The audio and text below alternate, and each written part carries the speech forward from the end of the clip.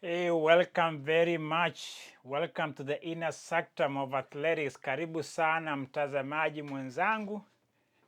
Ukitaka kuwa mdhamini, endelea. Leave a note of saying you support this program by just leaving a note. Monetary funds are not welcome here, my friend. It's not a goodwill charter here, okay? This is a conversation, a community, a people connected by one theme. We are all human beings at the core. I'm having a very interesting drink. I've been enjoying this drink. It's called Holly Pop. And I'm not advertising it. I'm not doing it. They're not sponsoring this program, so I wouldn't go there. But I'm enjoying it. It's a cream soda. I'm not a pop guy, but once in a while I go, oh, it claims a lot. It says it has probiotics, plant fiber, botanicals, non-GMO. So I'm in good hands in a can. I don't know how I got to that intro. Well, my subscriber, you never know what comes out of the mouth of this guy, the host, the man, the international, mtu wa mitaa, and a guy from maybe the wilderness of athletics, the voice of athletics. Welcome, my friend. Thank you for being there, okay? I appreciate you, by the way. I take you seriously. And I try to give you a perspective that maybe you are either familiar or you're going to say, ooh, head scratcher. What did he talk about? Maybe I can leave a comment in response to what you saw. It's not a bad day when you do that, by the way. You'll feel good about it because I'll respond. I respond to your comment nicely, like you did it nicely too. Okay? Today, the conversation is still post Tokyo. As great as Tokyo was, if we don't analyze ourselves and see our performance on the scale of expectation, deliverance, and the outcome, then there's no progress. I do this with myself when I do my work here a little bit. I like right now, I'll tell you this is my third recording of this one because I forgot this piece and the quality of audio there was bad. So I went back, reviewed what I saw. I said, oh my goodness, I need a producer. Please, please join me in being part of this community of you two Koreada. You can be my producer, by the way. You can. You can always help me out, enhance this channel. I want to improve on it. I'm the solo producer, so it takes a lot of work. Sometimes you forget something and you've been delivering a strong message for almost 20 minutes and you realize, oh my gosh, I didn't turn it on because the camera is sitting there. Anyway, so post Tokyo, countries have been taking stock. Great Britain were very open about it because Britain performed poorly. They were 21st at the, I'm talking of medal count. America was, of course, the leader of the world. They have the massive capacity. They were on top of the world in the medal count. Kenya was second. So Kenya is like, yeah, we are second to America. Let's go home and hit the streets with vibuyus of maziwas, those sour milk, and celebrate with those Kalenjin people. I think Wanyonyi is becoming converted a Kalenjin. Maybe he had a, yeah, by the way, sour milk in Kenya, the original one. Forget about this supermarket stuff. It's some good stuff, my friend. It's very good. I remember it. And so if that was a celebration, the champagne of Kenya is mursik. That's the champagne of Kenya. Champagne of Kenya is mursik. Yeah, it is in certain tribes. Other tribes, maybe Kikuyu, they go Muratina. I don't know, the Luos will go Buta. I'm just trying to be kind of stereotype with tribes. I hope you get the joke and a sense of humor. Please don't be rude. You know I was just being funny. Anyway, if Mursik Nation and the champagnes that were pouring down the streets of Kenya was flowing like milk and honey, it's fine. Let's celebrate them. Give them their money, 3 million Kenya shillings, that is about 20K dollars. It's a good payday for the gold medalist. Everybody else should be paid according to this government that promises prizes for athletes. It's a good day. They work hard. The national anthem was sung for Kenyans how many times? Maybe that was about 5 times. Wow, that's a lot of national anthem being sung because they won. I think it's 6 times. We can count, whatever the number was. I think a closer look at Kenyans' performance this year leaves me with some questions, not in particular on anything about the performance per se. They did very well. They are top of the charts on the table count. I've alluded to that, and it's quite a fact that we've seen that. I think there's a little issue that I have with the Kenyan team. I think there's a complacency on the men. There's a little bit of a decline on the men when it comes to showing up on big stage. It could be a mental issue. It could be a patriotic issue. It could be an economic issue that is plaguing some of these athletes. It could be some of these athletes cannot see themselves doing very well, maybe because they're not supported very well. I'm just alluding to things, and I'm just broadening the reasons why. Because from 2019 to this point, there's been this dipping. Even the Olympics, if you notice on the medal count, while women are on the rise in Kenya, men are doing the opposite. Let's go to 2019. If you look at the medal count in 2019 in Doha, the medal count between men and women in Kenyan tables were even. It was 5-5, led by Timothy Cheruiyot, 1500, and Helen Obiri in the women in 5K. And the rest of them, you can go look at that. 2023, something happened. There's Mary Moraa winning gold, Faith was winning gold, Beatrice was silver, Wanyonyi gets a silver, and then bronze and bronze for men. Only 3 men medaled in 2023. Stay with me here. I'm not very critical of Kenyans here. I'm just giving it a closer look of reality. I think expose, inquiring, and looking closely of what is happening. It's a shift. Yes, while women are on the rise, why is it that men are in decline and non-performance? They're not even making the final in some events. Marathon was dry. And then coming out a few days later, there's a winner in Europe. Sawe wins incredible time in a marathon. Could it be incentives that motivate some of these athletes? Could it be other issues underlying their performance?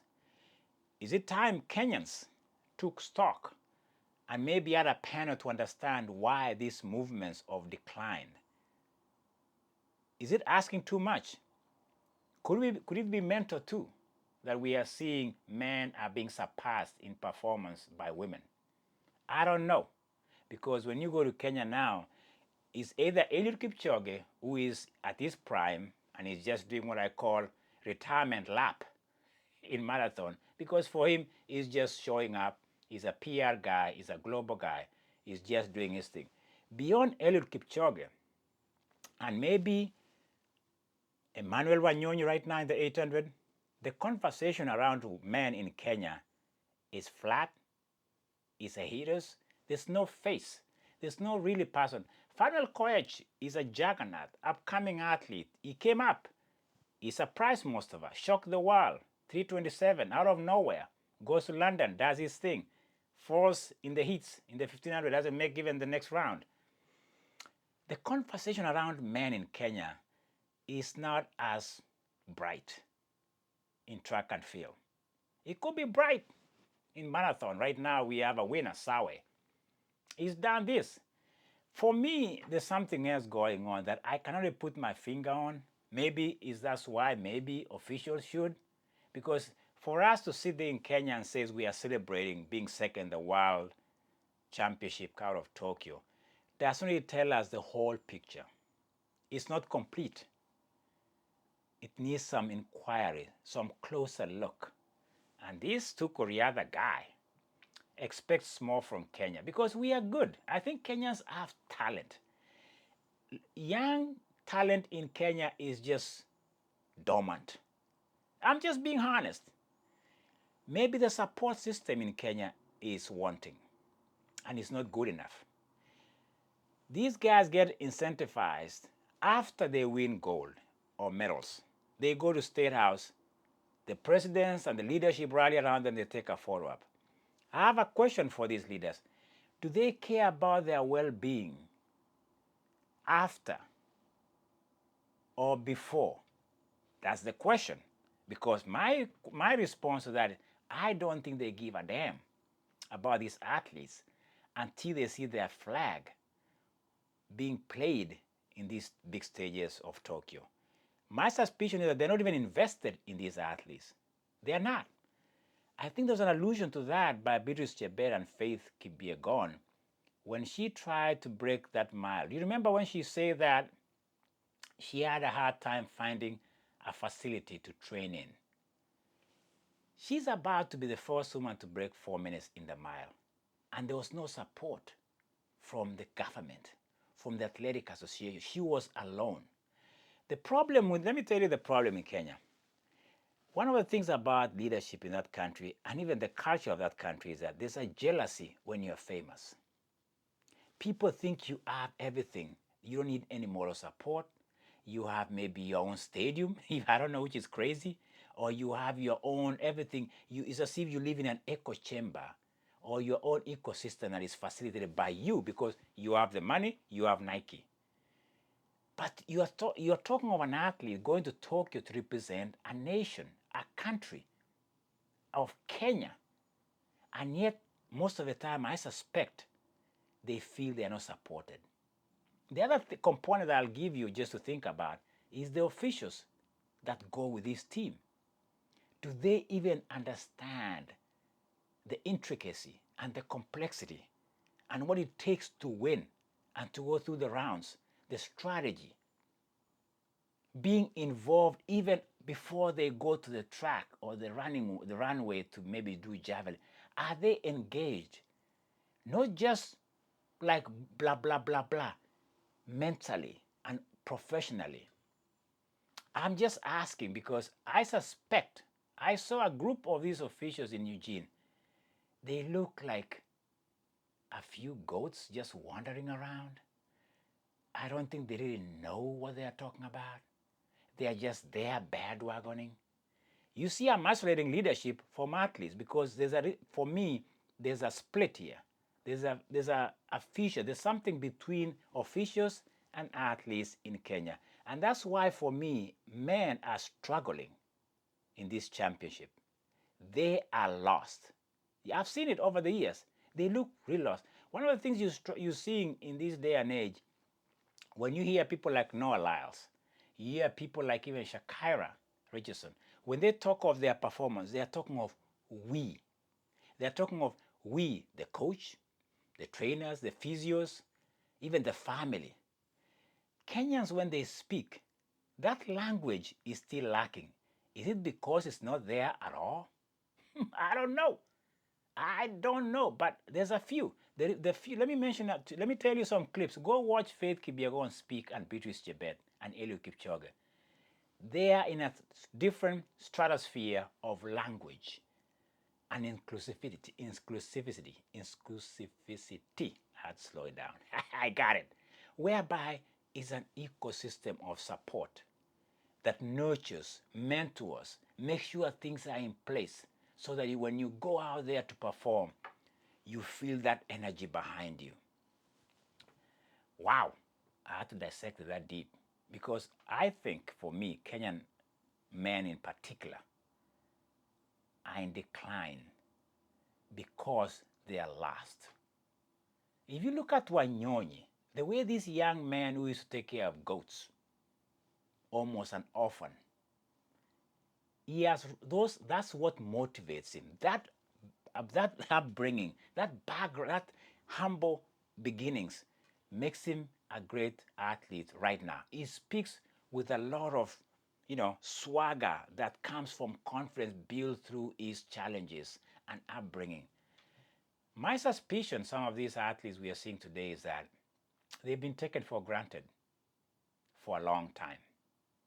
Kenyan athletes have been taken for granted for a long time. I repeat myself, because stories after stories of what happens to these athletes when they go to State House, when the national anthem has been sung in Tokyo, Paris, and everywhere else, when everything is said and done, they get injured, they get busted for doping. But they were winners. Remember, they were flag bearers for this country. When all those lights go off, they are always alone, rotting and dying, and nobody gives a damn from the bottom, from the top to the bottom. The only people that care might be the family. they die alone most of the time, and it's a sad state of affairs in Kenya because there's no supporting system. Kenya is so individualistic. Kenya is so divided.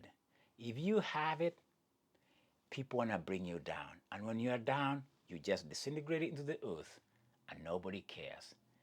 Let me ask you, Calvin Kiptum, the man died on a road accident. He's a world record holder in Chicago in marathon, almost 2:01.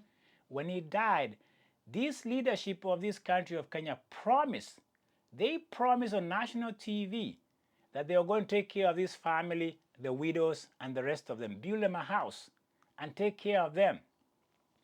If you want to bet, they have never delivered. They say this for them, they say everything good for the camera.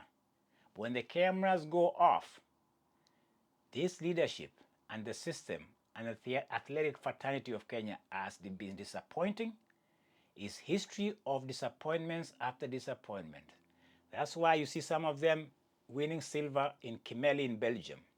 Some of them are Cheruto in Kazakhstan. There's another lady in Romania I saw the other day. Bernard Lagat came here because he found dignity and respect was better in America. Wilson Kipketer went to Denmark because that country could not even allow him to run in Atlanta in 1996 because of damn politics and the leadership. Do you know why Yavi Wilfred is in Bahrain and she's a winner in Bahrain? Because her life is set. She doesn't have to worry about paying bills when she gets sick. That country takes care of their athletes. They do that because they care, because they represent Bahrain, they represent Denmark.